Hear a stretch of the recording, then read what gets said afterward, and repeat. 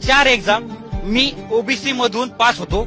फक्त ओपनच्या कटऑफला मला 3 2 मार्क कमी पडलेले आहे. याचे रिझल्ट आहे माझ्याकडे आहे. फक्त 3 4 मार्कावरून गेलेले आहेत. एक मार्क मिळवण्यासाठी एमपीएससी 10 पुस्तकं एक्स्ट्रा वाचावं लागतात. हे सोपं नाहीये. आणि हे जे म्हणतात ना की तुम्हाला आरक्षण कशाला पाहिजे, याच्यामुळे पाहिजे. मला सांगा, जर 3 वेळेस PSI मी 3 मार्कांनी नापास झालो, 2 मार्कांनी नापास झालो, 1 वेळेस 5 मार्कांनी मेन्स नापास झालो. एक लॉयर PSI म्हणून चांगला असू शकतो का त्याच्यापेक्षा 10-15 मार्क कमी घेतलेला माणूस PSI म्हणून चांगलं काम करू शकतो?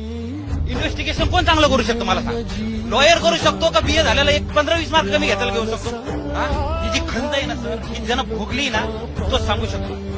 जर भोगलंय, हे जे जरांगे पाटील इथं बसलेत, हे जे आलेत ना, हे 500-500 रुपये देऊन लोक आलेले नाही. पंतप्रधानांच्या याला पण सभेला 500,000 रुपये देऊन लोकांना आणावं लागत आहे. फुकट आलेले लोक आहेत. मला सांगतो, तर माझ्या घरी फक्त माझी मुलगी